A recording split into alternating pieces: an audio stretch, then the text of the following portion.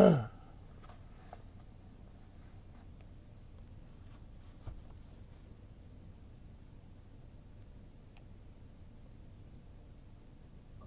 kawan, boleh mula ke?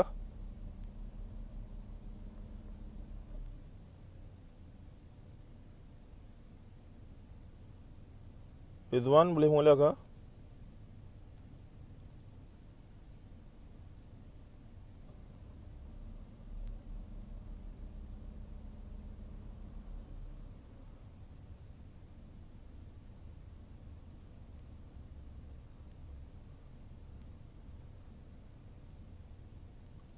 Wang boleh mula ke Wang?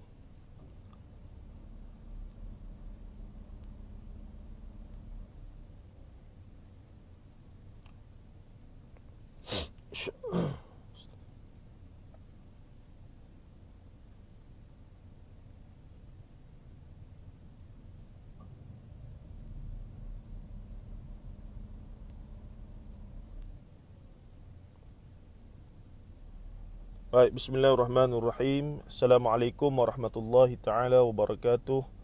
Innal hamdalillah nahmaduhu wa nasta'inuhu wa nastaghfiruh wa na'udzu billahi min shururi anfusina wa min sayyiati a'malina. May yahdihillahu fala mudilla lahu wa may yudlilhu fala hadiya lahu. Asyhadu an la ilaha illallah wa asyhadu anna Muhammadan 'abduhu wa rasuluh. Allahumma salli wa sallim wa barik ala Muhammad wa ala alihi wa sahbihi wa man tabi'ahum bi ihsanin ila yaumiddin, amma ba'd. InsyaAllah sahabat-sahabat sekalian, sebenarnya ini adalah siaran live untuk sebuah masjid yang meminta kita untuk bertazkirah. Dan berkebetulan kita sudah masuk ke pusingan akhir, yakni 10 malam terakhir. Saya ingat dah ramai ustaz-ustaz lain dah berkuliah tentang kelebihan Lailatul Qadarnya, 10 malam akhirnya, tentang hadis-hadis sahih tentang amalan Rasulullah dan seumpamanya. Jadi menjadi satu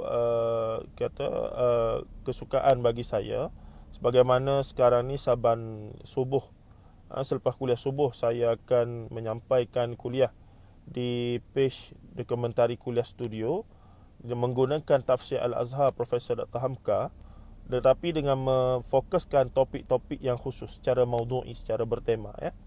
Jadi pada malam ini kita menggunakan untuk tazkirah ini adalah Tadabbur Hikmah Juz'u Amma, satu kitab yang disuarakan oleh saya dan juga Dr. Muhammad Razaimi Ramli, yang sebenarnya berasal daripada Juz'u Amma Tafsir Al-Azhar.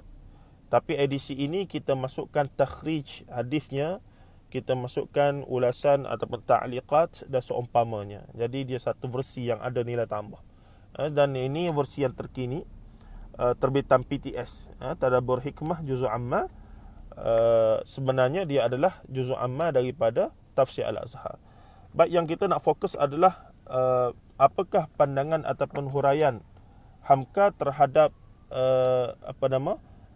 surah Al-Qadar, yang menjadi asas kepada perbincangan tentang Lailatul Qadar itu. Baik, saya akan baca satu persatu.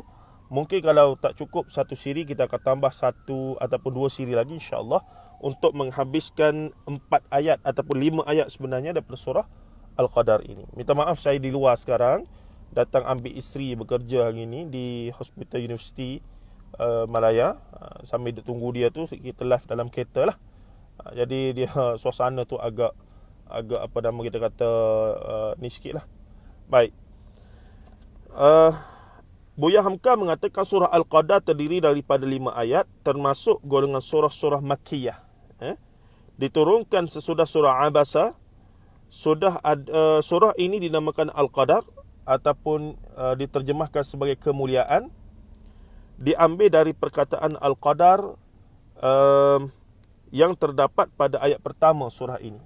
Jadi untuk ambil berkat daripada surah ni, kita bacalah sikit sementara akhir Ramadan dah ni, satu huruf 10 kena pula malam ni malam Lailatul Qadar. Nah, semoga surah Al-Qadar yang kita baca, yang tak banyak pun kalimah ada pepatah perkataannya itu, hurufnya kali dengan 83 tahun itu, 1000 bulan. Wallahu taala alam. Baik, sama-samalah kita baca ya. Bismillahirrahmanirrahim. Inna anzalnahu fi lailatul qadr وَمَا أَدْرَاكَ مَا لَيْلَةُ الْقَدْرِ لَيْلَةُ الْقَدْرِ خَيْرٌ مِّنْ أَلْفِ شَهْرٍ تَنَزَّلُ الْمَلَائِكَةُ وَالرُّوحُ فِيهَا بِإِذْنِ رَبِّهِمْ مِنْ كُلِّ أَمْرٍ سَلَامٌ هِيَ حَتَّى مَطْلَعِ الْفَجْرِ. Sadaqallahul Azim. Baik, tuan-tuan dan puan-puan rahimahullah ta'ala. Inna anzalnahu fi laylatil qadr. Hamka menafsirkan ataupun menterjemahkan, sesungguhnya telah kami turunkan dia pada malam kemuliaan. Itu kaedah ataupun cara terjemahan Hamka, ya. Baik. Sesungguhnya telah kami turunkan dia pada malam kemuliaan. Inna anzalnahu fi laylatil qadr. Maka kata Buya Hamka rahimahullahu ta'ala, wa nafa'anallahu bihi wa ulumihi rabbal alamin, artinya ialah bahawa kami, iaitu Allah, Tuhan sarwa sekalian alam, telah menurunkan Al-Quran yang mula-mula sekali kepada nabinya, yakni Nabi Muhammad sallallahu alaihi wasallam, pada malam kemuliaan. Lailatul Qadar diterjemahkan sebagai apa tadi? Malam kemuliaan. Kemudiannya katanya lagi, Lailatul Qadar kita artikan malam kemuliaan, kerana setengah dari erti qadar itu ialah kemuliaan. Seterusnya Hamka kata, dan boleh juga diartikan Lailatul Qadar malam penentuan. Al-Qadar khairihi wa syarrihi. Kerana pada waktu itulah mulai ditentukan khitah atau langkah yang akan ditempah Rasulnya dalam memberi petunjuk bagi umat manusia. Kedua erti ini boleh dipakai, kata Buya Hamka rahimahullahu ta'ala. Kalau dipakai erti kemuliaan, maka mulai pada malam itulah kemuliaan tertinggi dianugerahkan kepada Nabi sallallahu alaihi wasallam. Kerana itulah permulaan malaikat Jibril menyatakan diri di hadapan baginda di dalam Gua Hira, sebagai yang telah kita tafsirkan pada surah Al-Alaq yang lalu, iaitu Iqra' bismi rabbikal ladzi khalaq, khalaqal insana min 'alaq, Iqra' wa rabbukal akram, alladzi 'allama bil qalam, 'allamal insana ma lam ya'lam. Baik. Kata Buya Hamka lagi, dan pada malam itu pula lah peri kemanusiaan diberi kemuliaan. Dikeluarkan dari zulumat, yakni kegelapan, kepada nur, cahaya petunjuk yang Allah Subhanahu wa ta'ala yang gilang gemilang.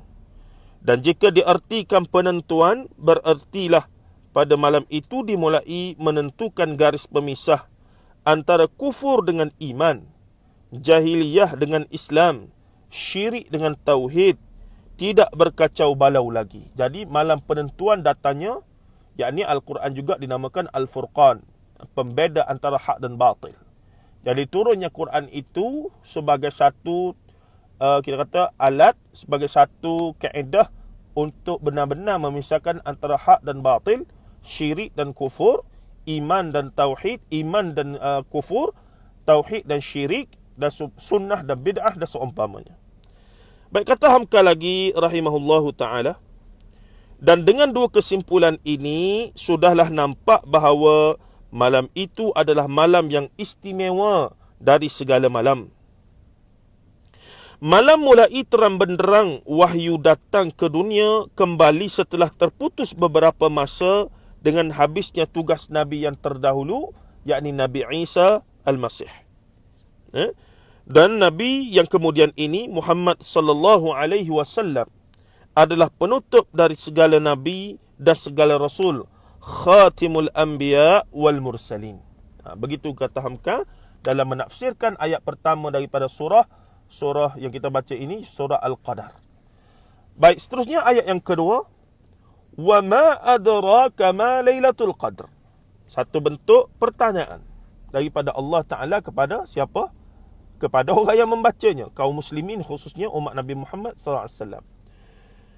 Hamka menterjemahkan sebagai, dan sudahkah engkau tahu? Wa ma adraka, sudahkah kamu tahu? Dan sudahkah engkau tahu? Ma lailatul qadr, apakah dia malam kemuliaan itu? Sebab Hamka menterjemahkan Al-Qadar Bukan sebagai qadar dan qadar itu, tetapi sebagai kemuliaan, salah satunya. Dan dia seakan-akan lebih cenderung menterjemahkan al-qadar itu sebagai kemuliaan dalam konteks surah ini. Kemudian kata Hamka lagi, ayat yang kedua ini tersusun sebagai sebuah pertanyaan Allah Subhanahu wa ta'ala kepada nabinya untuk memperkukuh perhatian kepada nilai tertinggi malam itu. Tujuannya nak tarik perhatian, nak menegaskan. Macam kita bercakap lah. Kita tengah bagi penerangan pada orang ramai ke, murid ke, anak-anak kita ke, isteri kita ke. Kita kadang-kadang kita nak menegaskan pentingnya maklumat yang kita nak bagi ni. Awak tahu tak benda ni apa sebenarnya? Begitulah. Awak faham ke tidak ni? Awak tahu tak apa yang dimaksudkan dengan ini ni? Walhal kita nak bagi tahulah lepas ni. Tapi dengan tanya tu, kita sedang tarik perhatian orang yang kita sedang bercakap itu.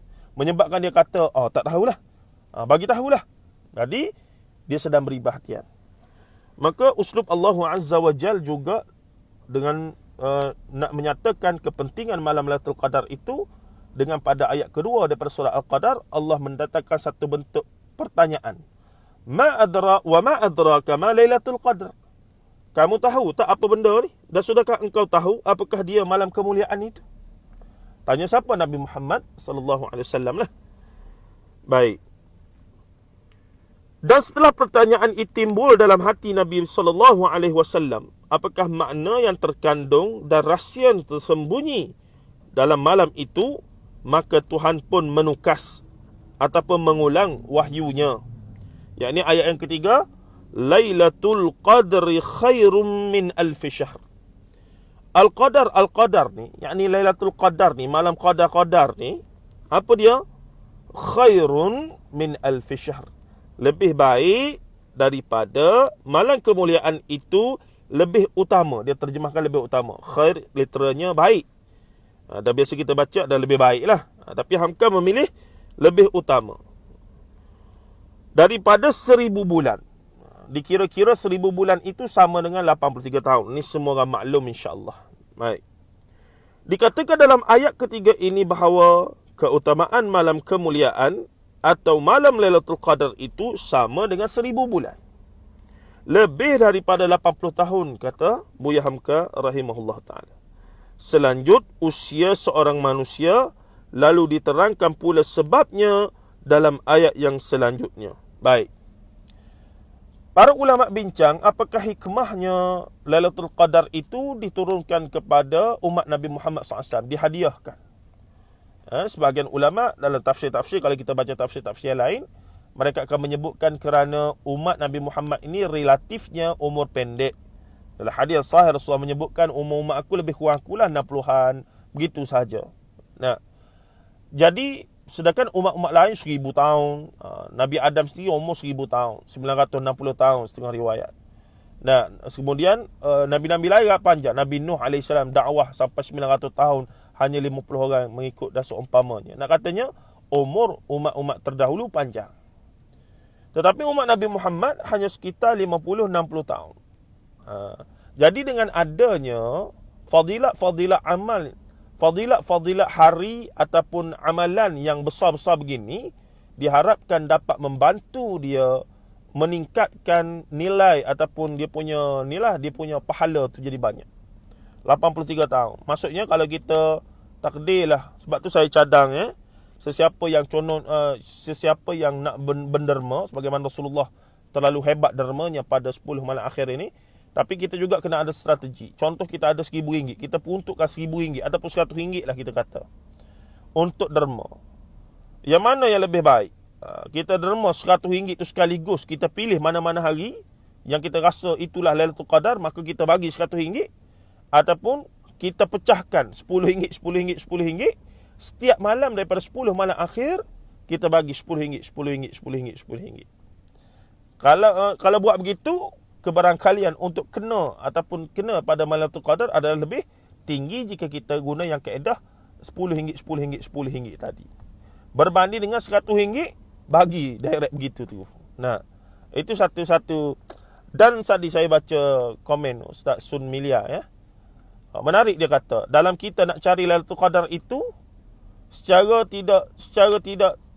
tidak langsung terlibat juga dengan perkara-perkara khurafat apa semua. Punyalah nak cari Lailatul Qadar, duk tengok pokok sujud, duk tengok benda tu, duk tengok benda ni, benda-benda yang bersifat cakap-cakap, bersifat benda yang kononnya ada kriteria itu sebenarnya tidak ada dalam Quran dan Sunnah sebahagian besarnya, tapi disebabkan ramai duk bercakap, duk cari benda tu sampai kan buat benda-benda yang mungkin juga ada unsur khurafat, tahyul dan seumpamanya, tapi dengan tujuan nak cari Lailatul Qadar. Itu cara yang salah, hadirin-hadirat sekalian, ataupun para sahabat sekalian. Itu cara salah. Nak cari, niatnya nak cari benda yang betul, iaitu Lailatul Qadar, tapi setelah menggunakan kaedah-kaedah yang tidak tepat. Lebih ekstrim, dan saya ingat ini tak ada lah, insya-Allah tak ada ya. Cuma kita katakan perbahasan khayalan masalah itu, contohnya jika ada orang yang nak cari Lailatul Qadar, tapi dia pergi jumpa bomoh. Dia minta bomoh, suruh tilik malam manakah malam Lailatul Qadar sebenarnya. Sebab apa? Sebab malam tu dia nak all out. Malam-malam lain, relax dah. Sebab apa? 80 tahun dah. Dah beramal ibadah 80 tahun dah. Relax dah lah. Tak payah buat ibadah dah. Jadi, itulah antara hikmah mengapa Allah Azza wa Jal merahsiakan bilakah malam Lailatul Qadar itu daripada kita manusia. Yang menyebabkan kita paling tidak 10 malam akhir tu tiap-tiap malam kena buat belaka. Secara istiqamahnya, istighfarnya, zikirnya, tahajudnya, apa semua, semayanglah apa semua, baca 3 kul itu, bacalah apa-apa pun, apa saja amalan baik secara istiqamah. Dan insya-Allah saya yakin kalau kita istiqamah begitu sampai akhir, maka Lailatul Qadar ada. Sebab nanti di ayat akhir nanti disebutkan apa? Tanazzalul malaikatu warruhu fiha biizni rabbihim min kulli amr salamun hiya hatta matla'il fajr. Itu yang menarik untuk kita tengok ya. Dan saya yakin bila sebut Lailatul Qadar, ia bermula daripada selepas maghrib dan habis habis masuk subuh. Maksudnya dia sepanjang malam. Bukannya macam orang dulu pernah, orang dulu-dululah kita dengar masa kecil-kecil dulu kan. Lailatul Qadar ni macam malaikat lalu. Sebab itulah bila kalau duduk qiyamul lail di Masjid Surau tu, rasa seram sejuk, macam dah tu, malaikat sedang lalu. Nampak air tidak berkocak, tidak ada riak-riak air di kolam, maka dia katakan malaikat sedang lalu. Wallahu ta'ala alam, saya lebih cenderung perkara itu semua adalah hearsay semata-mata. There's no such thing like bila malaikat lalu rasa begitu, rasa begini. Sebab malaikat memang makhluk yang tak mungkin kita akan nampak, kita rasa kehadirannya dan seumpama. Tapi dia ada. Bahkan malaikat selalu bersama kita, kiraman katibin. Iblis laknatullahi alaih sentiasa bersama dengan kita, masuklah badan kita, menghasut kita dan seumpamanya. Tak pelik tuan-tuan. Sebab mereka makhluk gaib yang nampak kita. Kita yang dihijabkan untuk melihat mereka itu. Baik. Jadi duk tunggu Lailatul Qadar lalulah, rasa seram sejuk apa semua. Niatnya baik nak cari Lailatul Qadar, tapi guna kaedah-kaedah yang dikhawatiri ada unsur khurafat, tahyul apa semua tadi. Yang ni yang kita kena betulkan, tidak begitu. Sebenarnya rahsia kenapa Lailatul Qadar itu dirahsiakan adalah nak suruh kita 10 malam, 30 malam Ramadan itu pulun belaka. Itu sebenarnya motivasi untuk kita istiqamah, pulun belaka, konsisten sampai penamatnya, sampai ke sampai ke garis penamatnya, bahkan konsisten selepas itunya dan seumpamanya. Baik. Kita tengok satu ayat lagi sebelum kita berhenti, dan mungkin kita habiskan dulu, sebab dia Hamka ni bila dia habis dia tafsir secara ringkas, pada bahagian akhir tu dia hurai panjang. Kadang-kadang dia cerita pengalaman peribadi dia dan seumpamanya. Jadi bab itu kita tak akan masuk malam ni, kita akan habiskan 5 ayat sebagaimana kita itu. Baik, kita dah baca ayat ketiga tadi. Kemudian tanazzalul malaikatu warruhu fiha biizni rabbihim min kulli amr. Turun malaikat dan ruh pada malam itu dengan izin Tuhan mereka, biizni rabbihim min kulli amr, membawa pokok-pokok dari tiap-tiap perintah. Ayat keempat. Itu cara Hamka terjemahkan. Apa maksud dia di sini? Itulah sebabnya yang nyata dari kemuliaan malam itu, laksana satu perutusan atau satu delegasi Malaikat-malaikat turun ke muka bumi ini bersama-sama dengan malaikat yang di sini disebut ruh, iaitu ketua dari sekalian malaikat. Ruh di sini bukan ruh orang mati, tuan-tuan. Bukan ruh orang mati, tapi adalah para malaikat. Baik. Itulah malaikat Jibril yang kadang-kadang disebut juga Ruhul Amin, dan kadang-kadang disebut juga Ruhul Kudus, yang menghantarkan wahyu kepada Nabi yang telah terpilih buat menerimanya, Al-Mustafa, iaitu yang terpilih, yakni Rasulullah SAW, Muhammad SAW dalam gua Hira itu. Baik, Ar-Ruh di sini tidak boleh difahami sebagai orang yang mati, yang keluar daripada kubur, balik ke rumah, tengok anak cucu buat apa, tuan-tuan, sebagaimana yang difahami oleh sebagian orang Melayu dulu-dulu. Tidak ada, roh orang mati tidak mungkin kembali lagi ke atas muka bumi ini. Perlu difahami, itu adalah asas akidah Islam yang bersabit dengan makhluk gaib, yang mana kita tidak boleh memandai-mandai berpegang ataupun beriktikad dengan sesuatu yang tidak ada sandaran daripada Quran dan sunnah Nabi SAW apabila ia melibatkan perkara ghaibiyat ataupun sam'iyat. Itu jelas, tuan-tuan sekalian. Baik, sikit lagi kita pergi. Nilai malam itu menjadi tinggi sekali, lebih utama dari 1000 bulan. Dan ruh yang dimasukkan di sini, tanazzalul malaikatu war ruh, itu adalah Ruhul Amin, juga Ruhul Kudus, juga adalah malaikat Jibril alaihissalam sebenarnya. Kedudukan Jibril alaihissalam dalam Islam agak tinggi, tapi Jibril dalam tradisi agama Yahudi Nasara seakan-akan diberikan gambaran yang jelek, ya. Entah mengapa mereka Yahudi agak memusuhi pula Jibril, sebab Jibril duk bagi wahyu kepada Nabi Muhammad sallallahu alaihi wasallam, orang Arab. Jadi Jibril ni dilihat lebih asabiyah kepada orang Arab berbanding orang Bani Israel. Maka Jibril tidak menganggap Bani Israel, Yahudi ni tidak menganggap Jibril ni geng mereka. Dia anggap orang ada malaikat lain sebagai geng mereka. Ni kita boleh tengok dalam tradisi Israiliyat dan juga tradisi Bani Israel dan seumpamanya. Baik, kita pergi sikit lagi sebelum kita berhenti. InsyaAllah esok kita sambung ayat yang kelima, iaitu Salamun hiya hatta matla'il fajr, dan seterusnya ada perbincangan Hamka tentang pengalamannya dan seumpamanya. Yang itu syoknya bila kita baca tafsir Al-Azhar Profesor Dan Hamka, kerana ia mendatangkan satu citra pengalaman peribadi yang sangat Nusantara, yang mana kita akan boleh relate dengan keadaan diri kita yang orang Melayu juga duduk di Nusantara ini. Baik. Pada kali pertama dan utama itu, Jibril memperlihatkan dirinya kepada Muhammad menurut keadaan yang asli, sehingga Nabi sendiri pernah mengatakan bahawa hanya 2 kali dia dapat melihat Jibril itu dalam keadaannya yang sebenar, iaitu pada malam Lailatul Qadar atau malam nuzulul Quran itu di Gua Hira, dan kedua di Sidratul Muntaha ketika baginda Mi'raj. Itu 2 kali Rasulullah melihat Jibril dalam rupa yang asal. Tapi ada sedikit perbincangan di sini, ya. Ada sedikit perbincangan. Nota kaki, kalau tengok di bawah ini, versi yang Tadabbur Hikmah Juz'ul Amma ini, ada nota kaki oleh Dr. Rozaimi, panjang lebar disebut situ. Saya kena bacalah, sebab ada sedikit kepincangan bila Hamka menyebutkan begitu. Kata Dr. Rozaimi, saya tidak menjumpai riwayat yang menyatakan bahawa Nabi SAW melihat Jibril dengan jasad aslinya pada malam turunnya wahyu di Gua Hira. Sebaliknya, riwayat yang saya jumpa ialah kali pertama baginda melihat Jibril dengan 600 sayap ialah ketika di Al-Bata' di Mekah, iaitu Rasulullah sedang berjalan-jalan di satu kawasan lapang. Kemudian ia berlaku beberapa bulan selepas peristiwa di Gua Hira. Di Gua Hira sebenarnya Rasulullah tidak pernah melihat Jibril alaihissalam. Dia dipeluk dari belakang, kemudian dia lari terus, tak ada tengok belakang, tuan-tuan, sebenarnya.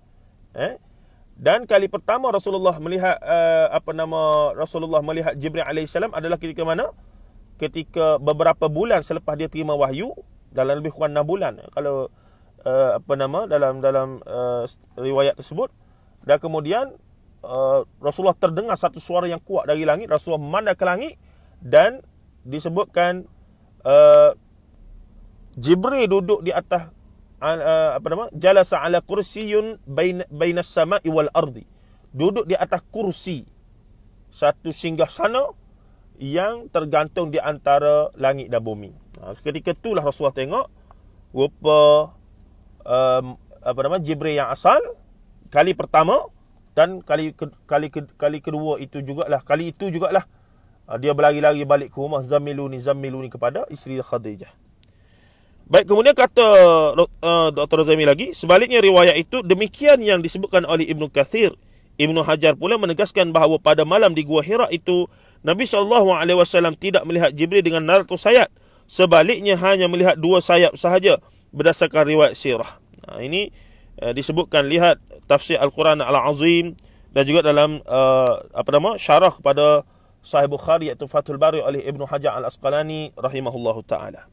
Baik, ini menarik tuan-tuan, satu nota kaki, dan kita sebutlah bahawa Hamka ni hebat macam mana pun kadang-kadang adalah juga dia terlucut ataupun terlepas dari sudut penukilan.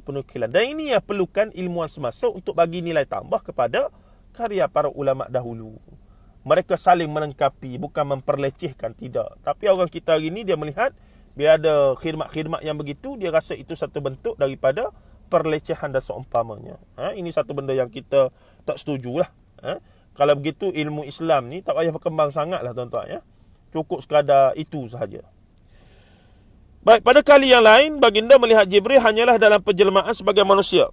Dan biasanya sebagai pernah dia menyerupai dirinya dengan sahabat Nabi yang bernama Dahyah Al-Qalbi. Dahyah Al-Qalbi. Ini disebut oleh Al-Imam Tirmizi rahimahullah dalam banyak hadis, antaranya yang beliau riwayatkan dalam Syama'il Muhammadiyah. Amat mulialah malam itu, kata Buya Hamka, sebab malaikat-malaikat dan roh dapat menyatakan dirinya dan Muhammad SAW mulai berhubungan dengan alam malakut, dan akan terus meneruslah hal itu selama 23 tahun. 10 tahun di Mekah dan 30 tahun di Madinah, iaitu setelah lengkap wahyu itu diturunkan Tuhan. Di hujung ayat disebutkan bahawa kedatangan malaikat-malaikat dan roh itu dengan izin Tuhan ialah kerana akan menyampaikan pokok-pokok dari tiap-tiap perintah. Setelah setiap perintah akan disampaikan kepada Rasul sallallahu alaihi wasallam. Setiap itu pula lah malaikat dan roh itu akan datang, sehingga lancarlah penghubungan antara alam syahadah dengan alam ghaib. Dan saya menegaskan bahawa dalam karya-karya saya yang mutaakhir, antaranya Isra'iliyat, Hadis Maudhu' dan Fitnah Sirah di alam Melayu, lanjutan daripada itu yang baru siap tapi belum diterbitkan, sedang diproses oleh penerbit PTS, iaitu Khurafat, Tahyul dan Mistik di alam Melayu. Antara masalah besar orang Melayu setelah 1000 tahun lebih masuk Islam dah sampai negara kita adalah tidak memahami hakikat alam ghaib menurut secara solid Al-Quran dan Sunnah Nabi SAW. Sebab itulah orang Melayu masih lagi duk pakai bomoh, pawan, dukun. Masih percaya pada tangkal mangkal sial majal. Percaya pada hantu tu wujud. Percaya pada toyol. Percaya pada langsui. Percaya pada keramat-keramat yang entah datang daripada mana. Dan pelbagai lagi perkara khurafat, tahyul, mistik, perkara bid'ah yang begitu masih lagi kuat. Bahasa yang sama, kita terima Islam secara seluruhnya. Kita terima rukun Islam, rukun iman, haji, zakat, puasa. Inilah keistimewaan bagi saya orang Melayu. Bagi orang yang minat bidang dan kajian mengkhusus dalam pemikiran beragama orang Melayu, masyarakat Melayu, maka saya memerhatikan perkara ini dan melihat ia satu benda yang unik. Bahkan ia dinamakan sebagai, kita panggil sinkretisme. Sinkretisme agama, sinkretisme budaya sebenarnya. Dan ia bermula bukannya selepas Islam datang, sebelum Islam datang lagi, sebelum agama Hindu, Buddha, dan sebelumnya lagi zaman animisme, dinamisme. Perkara itu sedang terangkum di zaman kita ini secara sekaligus, yang mana perlulah datang orang yang menjelaskan. Bukan kita nak tolak tradisi budaya warisan itu secara total 100%, tapi kita kena saring, kita kena lenturkan balik supaya tepat dengan Al-Quran dan Sunnah, yakni syariat Islam itu. Jangan adalah yang dilihat walaupun ada cubaan, sebagai contoh amalan-amalan bomoh, pawan, dukun, mantra-mantra, cuba di-adjust, ditukar supaya nampak Islamik. Kalau dulu bahasanya puja-puja, panggil syaitan, iblis, apa semua begitu begini, tapi sekarang ditukar, ada bismillah, ada Nabi Muhammad, ada selawat, ada berkat, ada itu, maka dirasakan sudah Islami. Padahal intipatinya tetap memuja, memanggil roh-roh ataupun memuja jin-jin dan seumpamanya. Ini kekeliruan kita yang memang agak rumit untuk dijelaskan, tapi perlu untuk dijelaskan. Tuan-tuan dan puan-puan rahimahullah, saya berhenti situ dulu. InsyaAllah kita sambung lagi pada sesi yang lain. InsyaAllah dalam satu sesi lagi berkaitan dengan tafsiran surah Al-Qadar berdasarkan tafsir Al-Azhar Profesor Dr. Hamka. Alhamdulillah pada malam ini kita dah habis sebenarnya. Cuma satu ayat dan juga bahagian terakhir lagi tinggal. Sallallahu alaihi wasallam Muhammad wa ala alihi wa sahbihi ajma'in. Walhamdulillah rabbil alamin. Assalamualaikum warahmatullahi taala wabarakatuh.